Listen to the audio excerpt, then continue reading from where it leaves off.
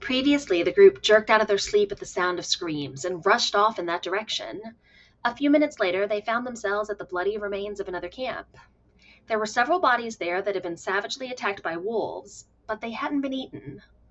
Taria noticed that some of their belongings had been stolen, and Keelan picked up on the fact that there was an extra set of footsteps around the camp that implied someone had been with them and then betrayed them. They moved on, keeping off the road for a bit just in case, before making their way back to it when it became clear that several of the group were doing well off the beaten path. A Pegasus Post writer came by with a newspaper, bringing them news about Avanos and the Empire in general.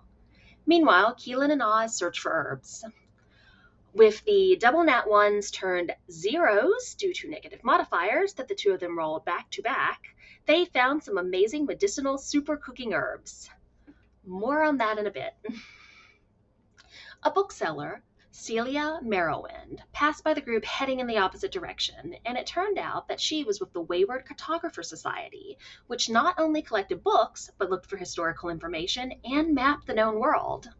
She made the group an offer if they were able to get a rubbing of a waystone about 20 miles into the woods, making it clear it would help them make some friends and money. A number of books were bought, as were some knitting patterns, and Sean gave the bookseller a letter of introduction for a bibliophile member of the Valenta family in Avanos.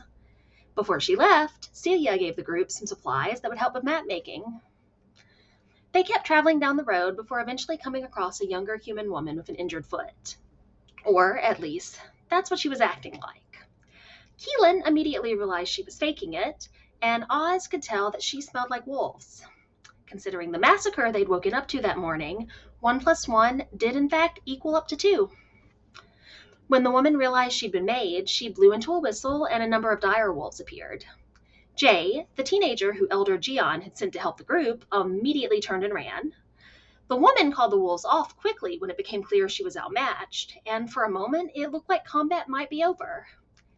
Then she tried to run, and Oz ended up decapitating her.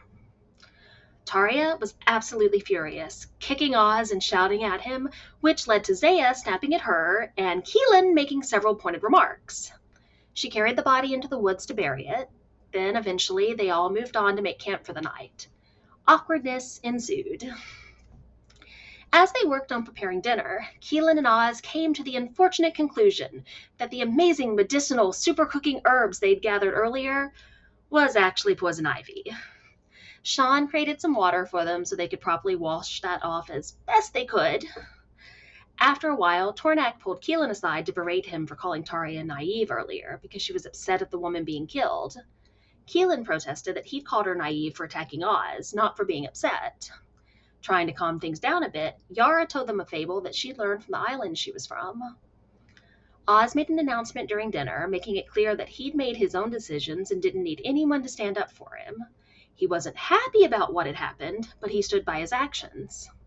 Taria clearly wasn't happy about any of this, but she made a show of accepting dinner from him and thanked him for taking care of them. Then she settled in to work on giving herself a new tattoo.